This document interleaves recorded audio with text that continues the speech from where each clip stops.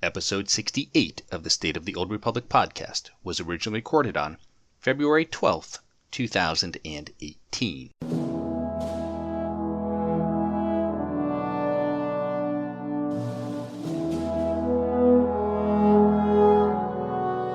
It's the State of the Old Republic podcast.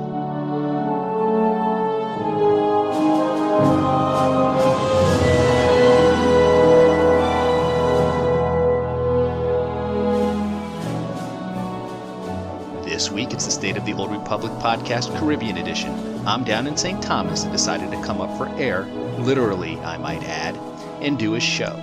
Not much news, but it is Valentines this week, so after a margarita or 10, I decided to express my love for Star Wars The Old Republic with a little SWTOR 101 this week.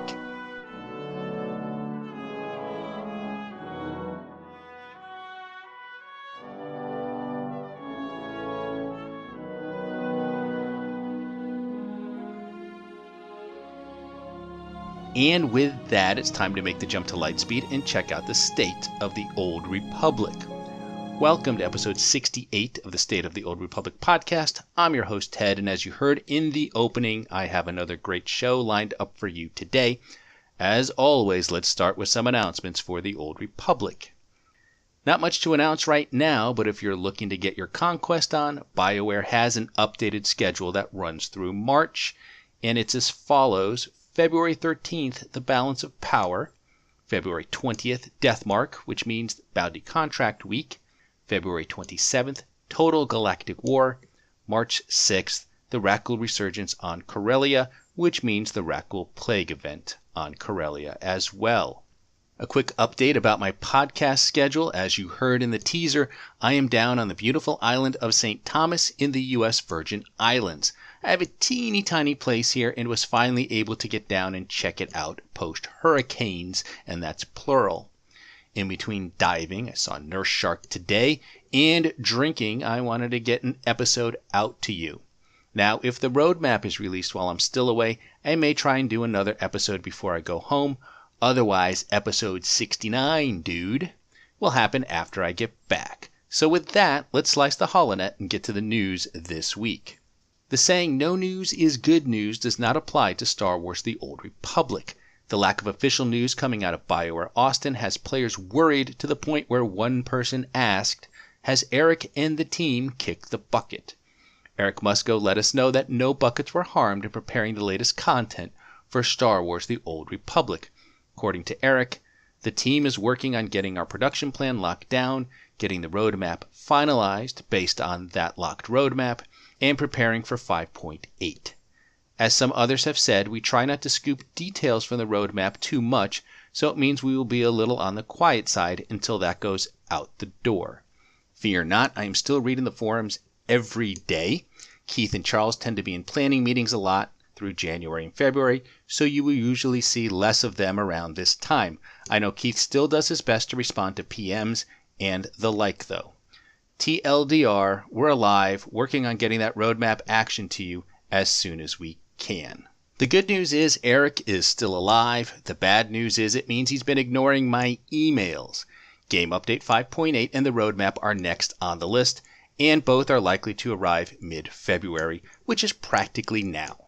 Have patience, the information floodgates will be opened soon. Well, because I'm not at home, I haven't been able to continue my story project, but fear not, I have no intention of abandoning it, and I will get to Coruscant and the rest of the story soon. What I'd like to do today is get into a little SWTOR 101. I know most of you are subscribers and longtime players, but I do occasionally hear from new and returning players, so if that's you, then strap yourselves in because I'm going to load you up with information on why you should take your first steps or returning steps into the larger world that is Star Wars The Old Republic.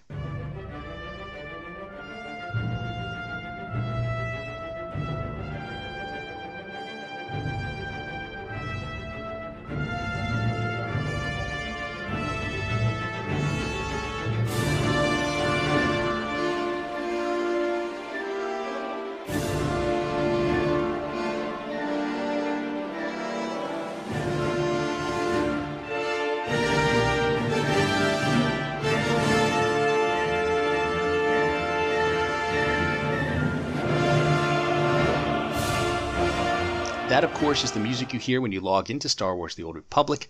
The fully orchestrated soundtrack that blends so well with the award-winning Star Wars music we've come to love from John Williams is just one of the many reasons to play Star Wars The Old Republic. If the music isn't enough to entice you to play, then its amazing Star Wars stories should. If you liked Knights of the Old Republic and Knights of the Old Republic 2, then you'll love the stories of Star Wars The Old Republic. Since its inception, BioWare has employed many talented writers to spin tales in this corner of a galaxy far, far away. Some of the people who wrote stories for SWTOR include Drew Karpyshyn, who wrote KOTOR and several Star Wars novels. There are stories written by Alexander Freed, who went on to write Twilight Company for Battlefront 1, the novelization for Rogue One, a Star Wars story, and most recently he contributed to the A Certain Point of View anthology. The most recent story, A Traitor Among the Chiss, was written with the help of famed Star Wars author Timothy Zahn, who told Charles Boyd that he'd love to collaborate on another SWTOR story. Trust me, it is well worth your while to sign up and immerse yourself in these personalized Star Wars adventures.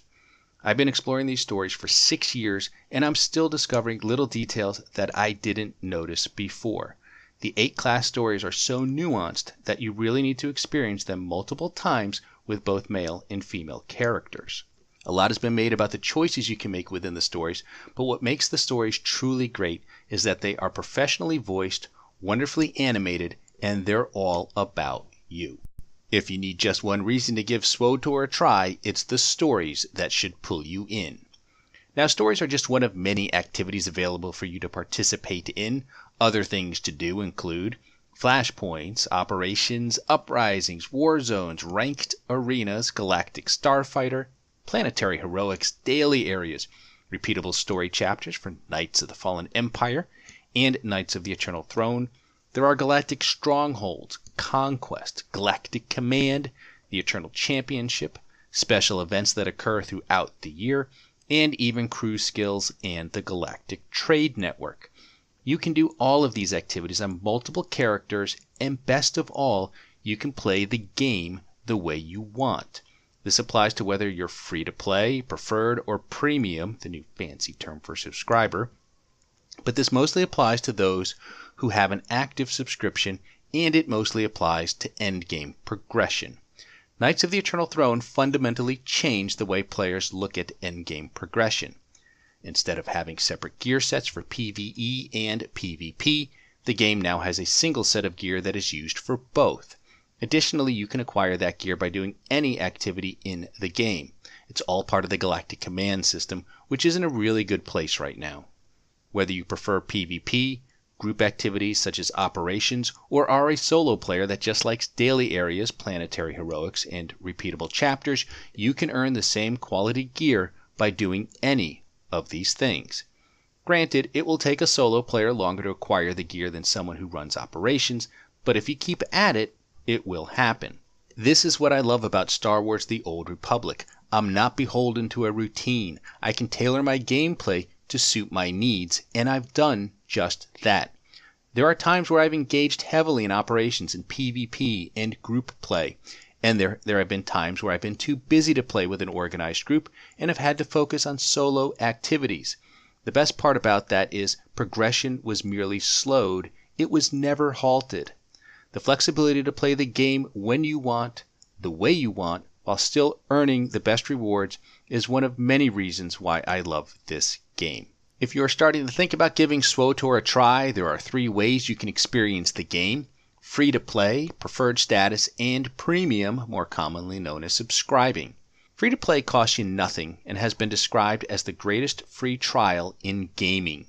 That's a pretty apt description. If you choose the free to play option, you'll get access to the level 1 to 50 story content, which includes all 8 class stories, each with 3 chapters across 12 planets, planetary heroics, level 1 to 50 flashpoints, war zones, galactic starfighter, galactic strongholds, and those space missions that everyone forgets exists. That's a pretty good deal considering it costs you no money. The next tier is preferred. You become a preferred player by subscribing to the game for 1 month and then unsubscribing. If you do this, you'll get permanent access to all of the game's expansions, and you can get your characters to the max level which is currently 70. The absolute best way to experience the game is to subscribe. Subscribing gives you access to everything the game has to offer with absolutely no restrictions. Free-to-play and preferred are limited by more than access to content. Neither have access to Galactic Command, which is essential for endgame gear. And there are other restrictions as well, such as how many credits you can have, the number of characters you can have, and on and on. If you can, I highly recommend subscribing to the game. If this next section sounds like it's coming from someone in the Caribbean who has had one margarita too many, well, that's because it is. It's always 5 o'clock down here.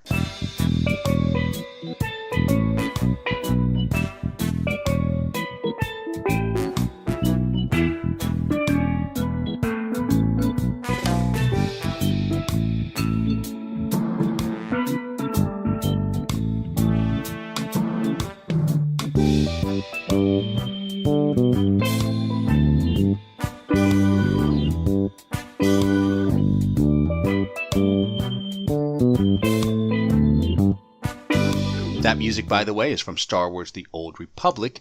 You can hear a version of it in Knights of the Eternal Throne, Chapter 6, The Dragon's Maw. And if you want to find out more about Knights of the Eternal Throne, or anything about Star Wars The Old Republic, the game has a tremendous community of players, influencers, content creators, and guild leaders willing to help out players, new and old alike.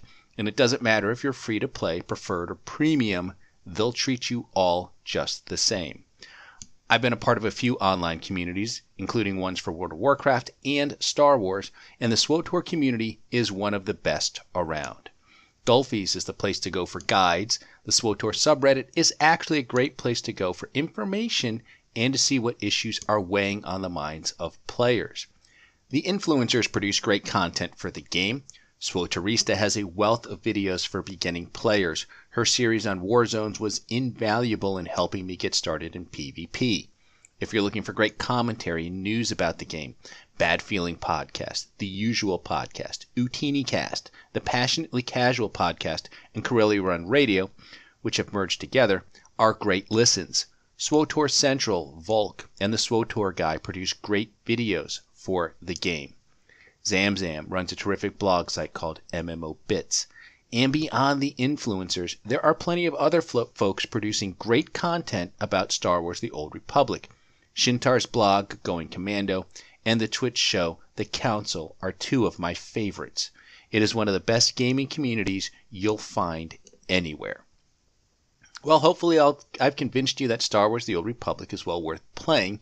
If you're new and want to give it a try, or if you've been limping along in free-to-play or preferred mode and want to experience the good life as a subscriber, the Refer a Friend program is a great way to start. It gets a little something for you and a little something for me as well.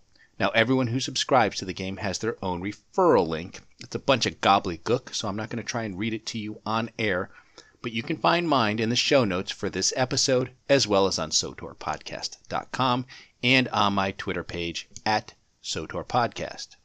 Well, I'm out of margaritas, which means we are out of time. That's going to wrap it up for today. Let me cut in the sublight engines and cue the music, and congratulate you on surviving another half hour, maybe a little less, listening to episode 68, the Caribbean edition of the State of the Old Republic podcast. I'm your host, Ted, and I thank you for tuning in. You can find this podcast on iTunes, Stitcher, Google Play, YouTube, and Buzzsprout. You can also listen to the show directly from the show site, which is SWTORpodcast.com, and there is an RSS feed where you can subscribe to the podcast directly. If you have a question for the show, you can email me at SWTORpodcast@gmail.com. You can also tweet your questions to @SWTORpodcast or send me a direct message, and be sure to follow me on Twitter to get the latest information on the show. Look for episode 69, dude, before this month runs out. Until then, remember the Sith code, cake is a lie.